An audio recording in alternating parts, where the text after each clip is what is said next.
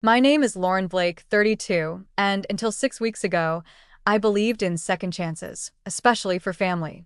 That belief evaporated the moment my older brother Mason handed me a notice saying my rent was tripling to $6,800. No warning. No conversation. Just a cold, typewritten demand tucked under my door while I was at work. He didn't even have the decency to deliver it in person. I didn't yell. I didn't cry. I didn't even text him back. Instead, I walked to my kitchen drawer, opened a folder I hadn't touched in months, and pulled out a thin envelope. Inside were documents he hadn't seen, proof of ownership that would rewrite everything he thought he controlled. When I handed that envelope to him 3 days later, I watched the color drain from his face. And in that moment, I knew justice wasn't always loud. Sometimes it was paper thin and printed in black ink. But let me take you back, because the truth is, this story didn't start with rent. It started a long time ago, with a brother who always took and a sister who always tried to believe he could change. Mason and I grew up in Oak Ridge, a small, oak-lined suburb about 40 minutes from Portland. Our parents, Deborah and Jim Blake, ran a family bakery, Blake and Crust, a local staple known for their blackberry tarts and crusty sourdough. Mason was 4 years older, the golden boy from the start. Star athlete, loud, charming, never without an entourage of kids who thought he was God's gift to middle school. Me? I was the quiet one. I spent afternoons reading behind the counter, or helping mom pipe frosting on cupcakes. I learned to fold bakery boxes before I learned long division. I didn't mind. I liked the quiet. I liked knowing I was needed. Our parents poured everything into Mason. Basketball camp, SAT tutors, his first car. Meanwhile, I worked after school in the bakery and bought my own used Honda with the tips I saved delivering wedding cakes. I didn't resent it back then. That came later. After high school, Mason drifted through 2 years of community college before dropping out to pursue business ventures. What that really meant was failed flips, short-lived side hustles, and a string of excuses. Somehow, though, he always landed on his feet. Probably because our parents kept patting the ground for him. I went to Oregon State, graduated with honors, and earned my master's in education. I moved back to Oak Ridge to be close to family and started teaching third grade at the same elementary school Mason and I had once attended. The shift came after our parents died.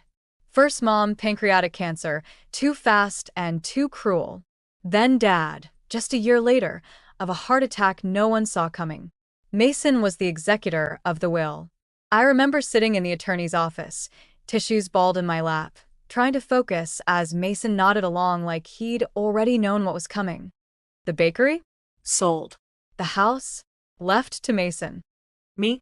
I got what our parents called a gesture of stability, a savings account they'd opened when I was a baby. It had about $40,000 in it, more than enough for a down payment on a condo. And there was a line in the will that stuck with me. Mason will manage the properties until such a time as Lauren wishes to pursue her own. I didn't know what that meant at the time, but I would. The family house Mason inherited was a duplex. 2 mirrored units on opposite sides of a shared wall with a wraparound porch and a huge backyard. Mason lived in one. The other had been rented out for years to family friends, but when they moved out, Mason offered it to me.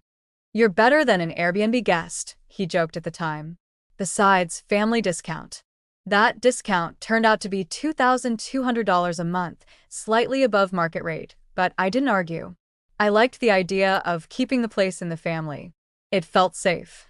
I moved in with my cat, Pepper, and turned the spare room into a cozy workspace for grading papers. For 3 years, everything was fine. Not perfect. Mason could be loud and intrusive, often treating our backyard like a frat house with weekend bonfires and late-night music, but manageable. I paid rent on time, maintained my half of the yard, and even helped Mason find new tenants for other properties he managed. What I didn't know was that Mason had been leveraging those properties against high-interest business loans. That he was drowning in debt, again. And that soon, his solution would be to come after the one person who had always tried to believe in him. The notice came on a Monday. I'd had a rough day at school, a student meltdown, a parent-teacher conference that spiraled into accusations, and a fire drill that left half my class in tears. I came home, fed Pepper, and went to check the mailbox. There it was, tucked behind an electric bill, an envelope from Blake Property Management, Mason's newest LLC. Inside was a new lease agreement. Rent, $6,800. Effective next month. No discussion. No warning. I stared at the number for a long time, thinking it must be a typo. But no. I flipped the pages, scanning for some explanation. The only note was scrawled in Mason's handwriting at the bottom. Markets changed. Time to adjust. You've got options. Options. As in leave. Be homeless. Fight him in court. I didn't text. Didn't call. Didn't bang on his door. Instead, I poured a glass of wine, walked to my office, and opened the drawer with the folder I'd tucked away nearly a year earlier. A folder with legal documents, business registrations, and a single name printed neatly on the header. Red Fern Holdings, LLC. My company. My building. Mason didn't know it, but I'd used my inheritance as seed money, taken out a loan, and with the help of my friend and real estate attorney Rachel Lynn, I'd bought the duplex. Quietly. Legally. Completely. You see, the will had a clause. Mason could manage the properties, but he didn't own them outright. Once I expressed written interest in purchasing and could prove financial capacity, I had first right of refusal. A clause he ignored, like he always did with details that didn't serve him. Rachel had handled everything. On paper, Mason became a property manager with a 6-month contract, one that had expired quietly 2 months ago. I hadn't said anything. I'd kept paying the rent through the same management portal. No need to ruffle feathers. Until now. Because now, Mason thought he had power. He didn't know I'd had it all along. I barely slept that night. Not from panic, but from strategy. I lay in bed, Pepper curled against my feet, my mind running through every conversation Mason and I had shared over the last few months. Had I said anything? Slipped up? Mentioned Rachel? The LLC? I couldn't think of a single moment. If anything, Mason's ego made it easier. He never asked questions unless they were about himself. At 6 a.m., I brewed strong coffee and drafted an email to Rachel. Subject line, time to drop the hammer? Her response was nearly instant. Been waiting for this. I'll prep the envelope. Want to deliver it in person or have it couriered? I stared at the screen. I knew the smart, calm, emotionally mature move would be to let a courier handle it. Professional. Detached. But another part of me, the part that had bit her tongue through a lifetime of Mason's schemes, wanted to see his face. Wanted to watch the realization settle into his expression, like fog creeping over a hillside. I wanted to see him pale. I'll deliver it, I wrote back. Thought you'd say that, Rachel replied. I'll have it ready by lunch. When I got to school that morning, I was all business. My students knew something was off, my usual warmth dialed down, my attention sharper. One of my girls, Ruby, tugged my sleeve during math. Miss Blake, did someone make you sad? I knelt to her level, blinking fast. No, sweetie, just tired today. She frowned, then pulled a green hair tie off her wrist and wrapped it around mine. This is for luck. It worked on my guinea pig when he was sick. I smiled, fighting tears. Thanks, Ruby. I think it's working already. At 3:45, I picked up the envelope from Rachel's office. It was matte black with gold lettering, professional, intimidating. Inside were notarized copies of the deed, a cease and desist regarding fraudulent lease terms, and an official notice terminating Mason's access to any property management systems under Red Fern Holdings. I could have included an eviction notice. Legally, I had grounds. He'd violated our previous agreement, forged documents, attempted to commit fraud. But I wasn't there. Not yet. I just wanted him to know who he was really messing with. That evening, I waited until his porch light clicked on. He was home.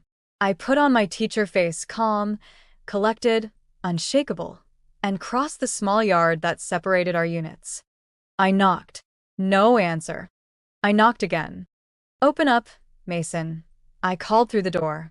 We need to talk. A long pause. Then the door creaked open. He wore sweatpants and a backwards cap, his expression somewhere between smug and sleepy. Wow, Lauren. No need to yell. You could have sent a text. I held up the envelope. This is better read in person. He took it with a smirk. Let me guess, your resignation letter from the neighborhood? I said nothing. He peeled the flap open, tugged out the documents, and began reading. It took less than 30 seconds for the color to drain from his face. He flipped the first page, then the second, the third. This says you own the building. I do, I said evenly. And the lot. And the rental property on Jefferson you claimed as collateral for your last loan. He looked up sharply. You're lying. You can't. Rachel Lynn. I interrupted. Ring a bell? Real estate attorney. We filed everything through Redfern Holdings last year. You signed the property management agreement when you thought it was just a standard renewal. His hands trembled slightly. You tricked me. No, I said, calm rising like a tide. You ignored the fine print. Like always. His mouth opened. Closed. You waited, he finally said. You waited for me to make a mistake, so you could take everything. I blinked, stunned by the irony. You mean like you did? With the rent increase? The illegal lease terms? The options you gave me? That was business, he snapped, face flushing. The market's changing. You know it. No, I said again, quietly this time. This was personal. You wanted to remind me who was in charge. You thought I'd cave. Again. Silence stretched between us. Only the distant sound of wind chimes from a neighbor's porch filled the air. Mason stepped back inside, then turned. So what now? You gonna evict me? I took a breath. Not if you agree to new terms. Market rate. Real lease. Starting next month. You pay what everyone else pays. No more side deals, no more under-the-table stuff. He stared at me, then let out a bitter laugh. You're serious. As a deed transfer, I said, letting the words sink in. He stepped back, shaking his head. This is war, Lauren. You really think you're ready for that? No, I said. I'm ready for peace. But you don't get to define the terms anymore. I turned and walked away, his disbelief following me like heat from a fire. I didn't look back. That night, I sat on my porch sipping tea, envelope resting beside me. For the first time in years, the silence between our units felt like freedom. But something told me Mason wouldn't stay quiet for long. The silence lasted exactly 3 days. For 72 glorious hours, there were no slammed doors, no passive-aggressive texts, no notes left in my mailbox with urgent, scribbled in all caps. I let myself believe for just a moment that maybe the message had landed. Maybe Mason had finally realized that I wasn't the little sister he could push around anymore. I should have known better. It started with the Wi-Fi. My connection dropped mid-Zoom call with the student's parents. I rebooted my router, reset everything, and still, nothing.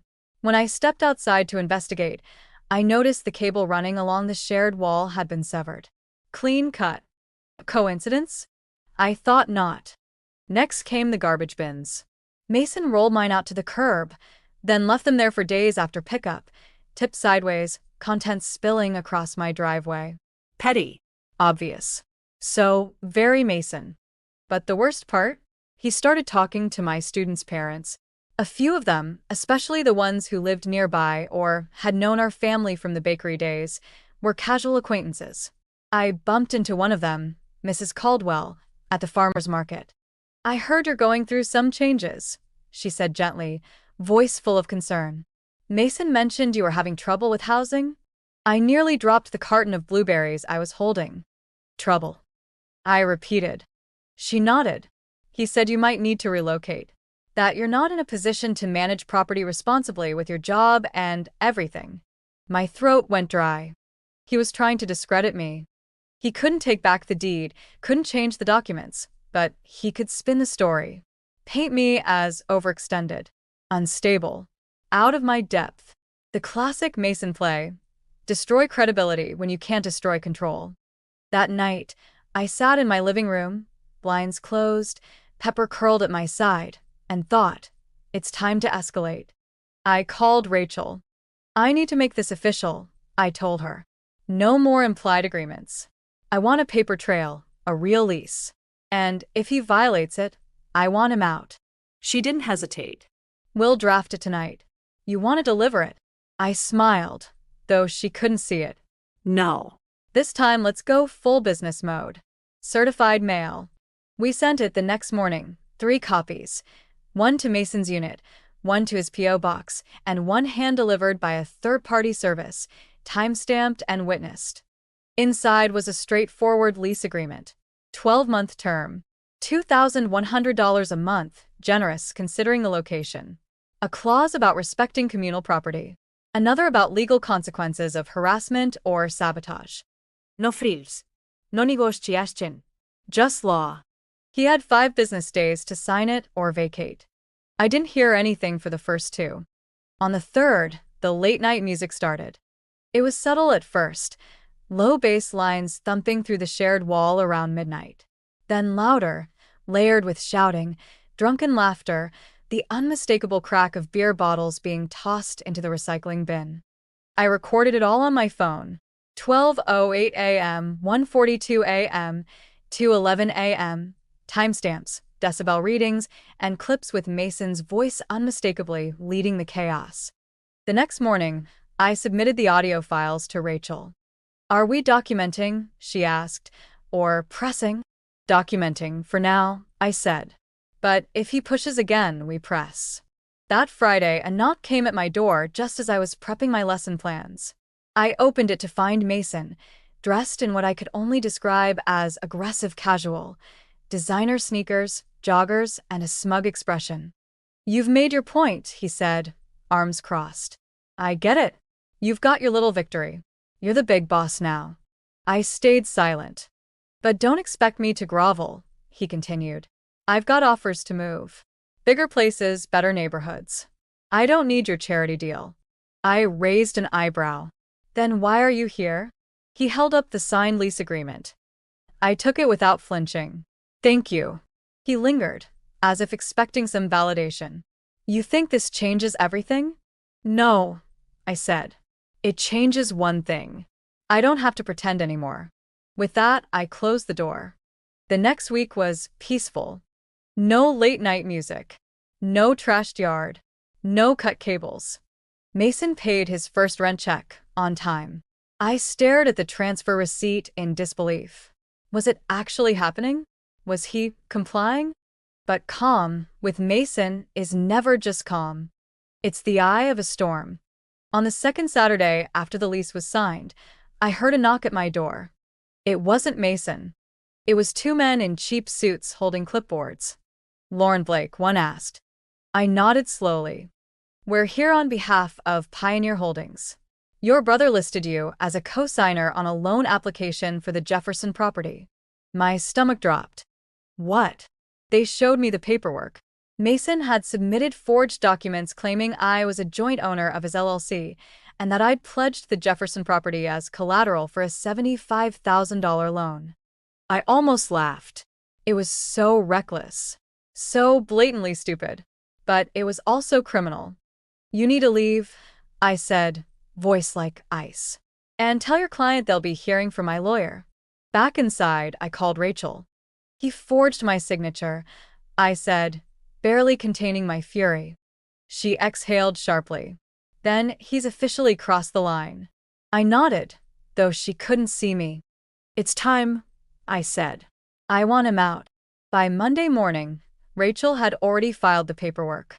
An official complaint, a cease and desist, a report to the Oregon Department of Real Estate, and, most importantly, a notice to vacate, citing lease violation, fraudulent financial activity, and tenant harassment. It wasn't just petty sibling revenge anymore. Mason had forged my signature on a legal document and attempted to use my property as collateral for a shady loan. That was fraud, plain and prosecutable. I thought I'd feel triumphant, vindicated. But mostly, I felt tired. Tired of always being the one who cleaned up after him. Tired of being the sister who had to act like the parent. Tired of this tightrope between justice and family. But I didn't back down. Not this time. Mason didn't react right away. I figured he was scrambling, trying to talk his way out of the loan he'd secured using my forged authorization. Maybe blaming it on a clerical error or claiming he thought I'd agreed. Classic Mason deflection. But by Wednesday, he cracked. I came home to find my porch covered in trash. Real trash. Old food, fast food wrappers, shredded paper, half a banana peel draped over my welcome mat like a threat. The kind of mess that was too specific, too deliberate, to be anything but a message. The message was clear. If he was going down, he was going down flailing. I didn't touch it. I took photos. Logged everything. Called waste management to verify I hadn't violated any disposal codes. Then I texted Rachel and let her know. It's escalation season. That night, Mason's music started again. Full volume. Speakers pointed toward our shared wall. Not a party this time, just a one-man noise protest, bass and distortion rattling my kitchen cabinets. I put in earplugs and went to bed. But I wasn't just lying there in the dark. I was planning. The next morning, I filed a police report. Not for the noise, not even for the trash, but for document forgery and identity fraud. Rachel had walked me through it carefully. We had the original loan application with my fake signature, and we had proof from Pioneer Holdings that Mason had submitted it. That same day, Rachel served him a second notice. This one formal and final. Vacate within 30 days, or face eviction proceedings and possible criminal charges. For the next week, Mason avoided me. No knocks, no texts, no retaliatory nonsense. The music stopped. The trash disappeared. But I could feel the pressure building behind his silence. Then, on a rainy Friday night, I came home to find him sitting on my porch step. He looked wrecked, soaked through, eyes red, hands shaking as he clutched a water bottle that probably wasn't water. "Got a minute?" he asked without looking up. I hesitated, then stepped around him, unlocking my door. "This isn't the time, Mason." He followed me inside. "Please," he said. Let me say something." I turned to face him in the hallway, still holding my keys. "You've said enough," I told him. "Through lawyers. Through noise. Through lies. I messed up." His voice cracked. "I know. But you have to understand, I'm drowning." I stayed silent. "I didn't mean to forge your name. He hesitated. "It was last minute. I needed to show assets, and I figured you'd back me if it came to it." "You figured wrong," I said flatly. He slumped against the wall, defeated. "I never wanted to end up here." "Then maybe you should have stopped making choices that landed you here," I said. "You've been bailed out more times than I can count, by mom, by dad, by me. And what do every time someone helps you? You burn it down." His jaw clenched. "So that's it? "You're evicting me?" I'm giving you an out," I said. "You can leave quietly with dignity. Or you can fight and make it worse for yourself." He wiped a hand down his face. "I don't have anywhere to go. You've got contacts. Use them," I said, not unkindly. "But you're not going to keep poisoning my life because you're afraid to fix yours." He stood there a moment longer. Then he turned and left, closing the door behind him more gently than I expected. The next morning, I found a letter in my mailbox. No envelope. Just a folded sheet of lined notebook paper, like something from middle school. "Lauren, I won't fight it. I'll be out in 30. You win. M. I didn't smile when I read it. But I did breathe. That weekend, I visited the Jefferson property. The one Mason had tried to use as leverage. It was quiet, well kept. The tenant, an elderly woman named Mrs. Gutierrez, had been there for over a decade. When I introduced myself as the new owner, she smiled and invited me in for tea. "Your brother wasn't so bad," she said kindly. "But he didn't come by much. Never fixed the hot water." I smiled, making a mental note. That's changing now. As I drove home, a strange peace settled over me. Not triumph, not revenge, just clarity. Mason was leaving, and I was finally free. I'd counted down those 30 days like they were Advent. Every evening I'd glance at the calendar and mark another X, watching the shadow Mason cast on my life slowly begin to shrink. To his credit, he didn't make a scene. No more trash on my porch. No more speaker-shaking tantrums. He kept to himself. But the energy shifted in the duplex. The kind of quiet that feels like someone packing up their ego one box at a time. On day 27, I heard the thump of moving boxes in the hallway on his side of a wall. By day 29, a U-Haul sat parked crooked in the driveway, half on the lawn. He never came to say goodbye. But honestly, I didn't need him to.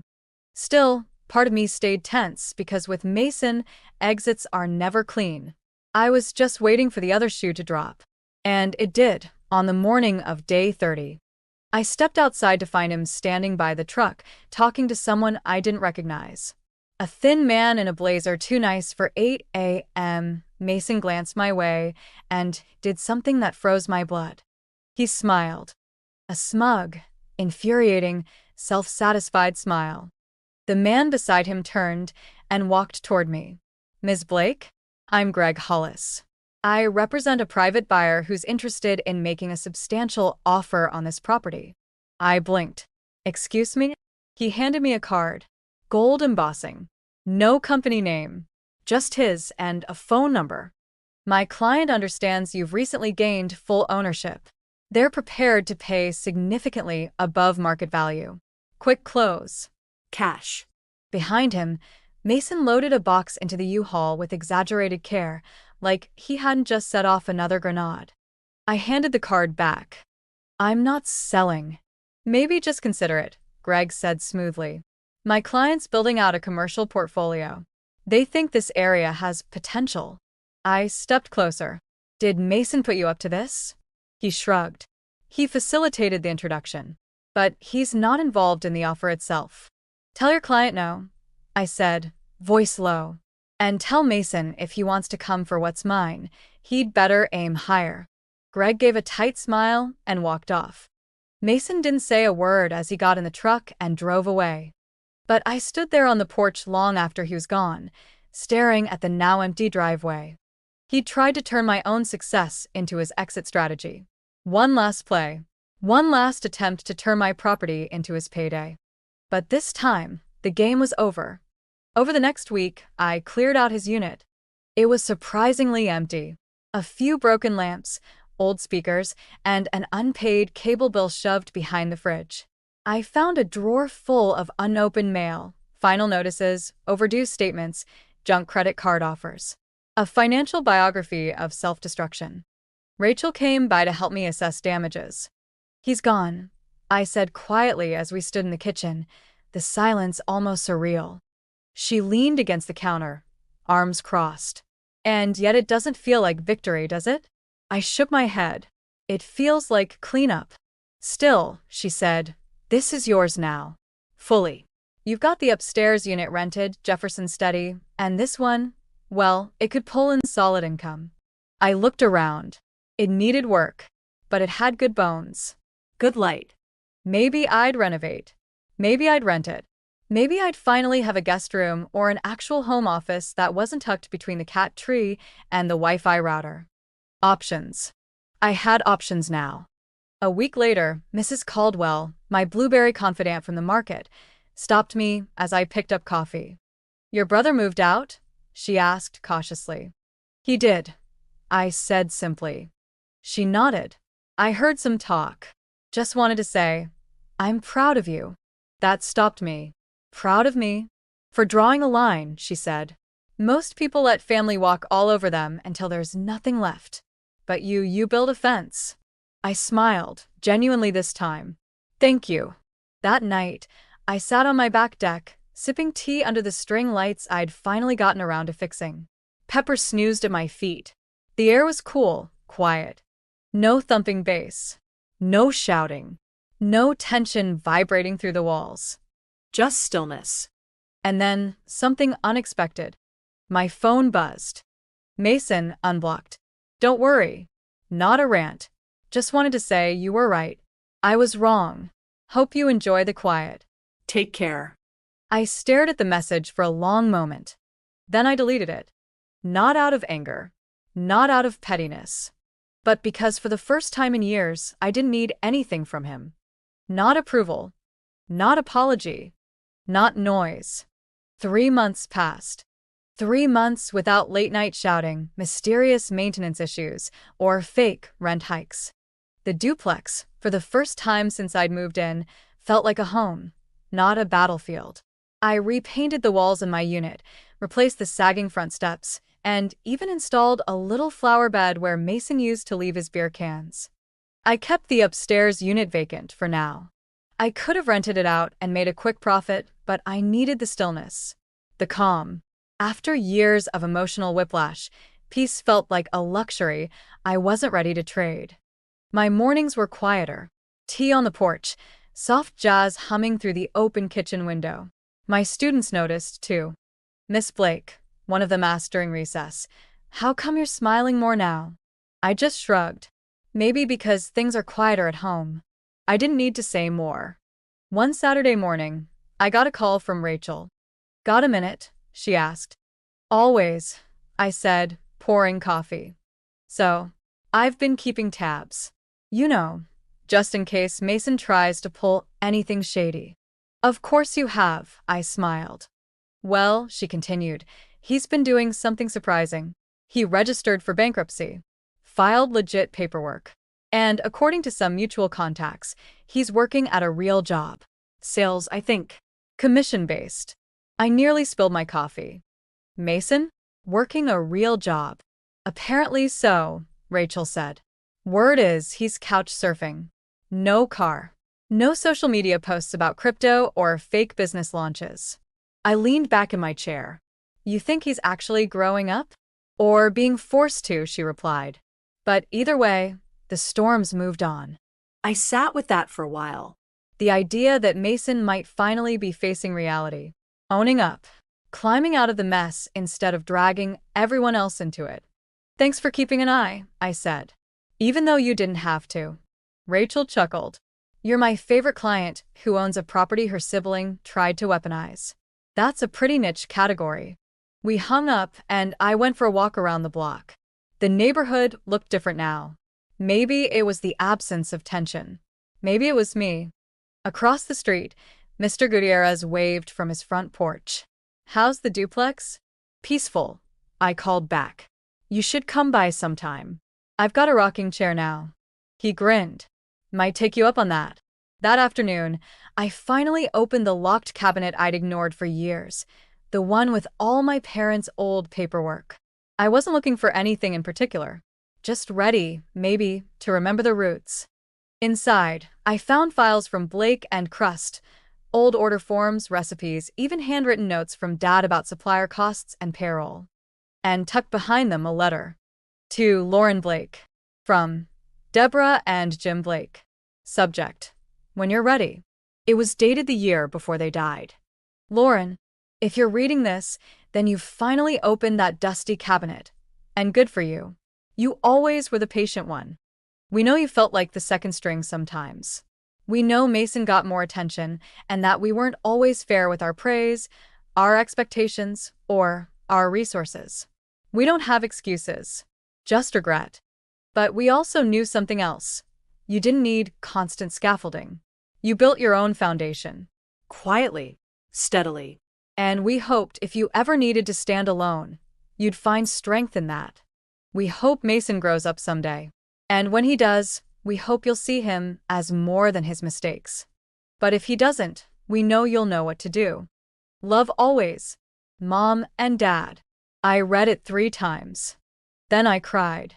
Not because of what had happened, but because of what could have been. The letter didn't erase their mistakes, but it made space for healing. It offered an acknowledgement I hadn't even realized I'd been craving. That night, I sat on the porch with the letter on my lap and Pepper curled beside me. I wasn't planning to respond to Mason's text, but I did copy his number back into my phone, just in case. Not unblocked. Just available. Because healing didn't mean pretending it hadn't happened. It meant choosing when and how to let the past knock again. A week later, I saw his name on my screen. Not a call. An email. Subject: rent payment advice? Hey. I'm helping a friend figure out how to invest in property without screwing things up like I did. Would you ever consider meeting for coffee to talk about Redfern? If not, no worries. But I figured it was worth asking. Mason.